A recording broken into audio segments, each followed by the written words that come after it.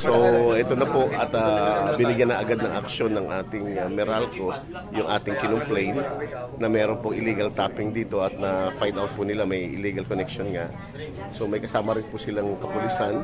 Nagsama rin po tayo ng ating action team at ang ating mga inspector, si Aldrin. Ito po yung mga residenteng nagreklamo.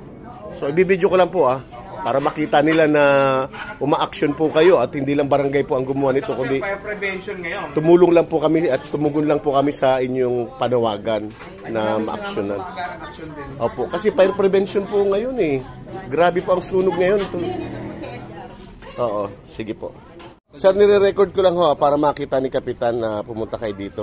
Sir, ano findings nyo sir doon sa request namin na tanggalin yung mga illegal connection?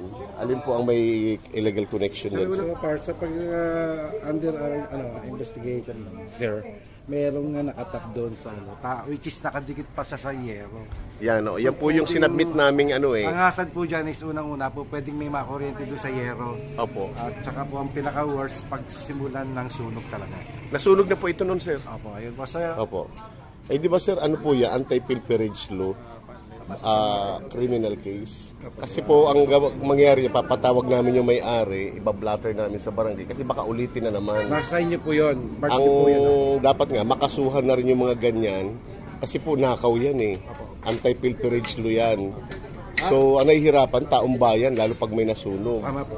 Hindi po ang magpapile ng demanda niyan, ng kaso. Sa amin po kasi, yan, gagawin namin papel. Bahala na po Meralco kung anong action gagawin yan. Kayo na po ang bahala mag-action. Si Meralco po bahalang action kung ano gagawin niya. Kung magpe-penalty ba siya or magdidemand. Sige po, salamat po. Pero ang pakiusap lang po namin sa barangay, sana Meralco na rin po ang mag-action na mabigyan sila ng sanksyon. Kasi property niyo po yan, hindi po property ng barangay yan Kayo po ang mag-action dyan. Kasi ito na yung pinaka-action namin. Dahil kung maaaring ma-file sila ng criminal case, ma-file po sila. Tama po sir, tama po. Kayo po ang bahala doon. Kami naman ang magbabantay, kami ang lagi magre-report, katulong ang community. Tama po. Maraming salamat po sa inyo. Ang bilis ng action nyo na dito ulit sir. Sige po, salamat po. Salamat po, salamat. Ayan daw po yung mga illegal tapping na ginawa nila. Illegal connection na ginawa nila. So yan, binabaybay ng pinuputol na ng Meralco.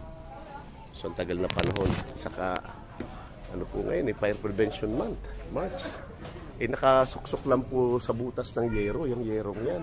Tapos itinap po doon, sa main line na yun. Kung makaskasan po yun ng yero at humahangin, sunog po ang aabutin. Ayan, pinutol na po. Yan po yung mga illegal connection.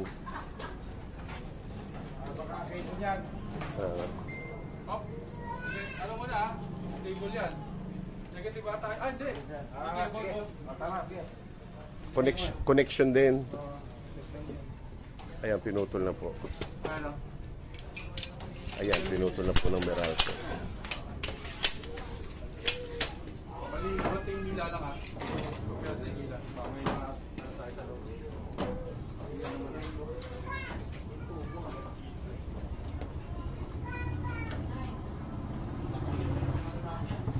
Tama-tama yan po sa inyo. Tama-tama po yun, fire prevention mo. Opo, nakadalawang, sir, ano ko lang, for documents nakadalawang responde na po kami ng isang araw ng sunog wire din wire short circuit.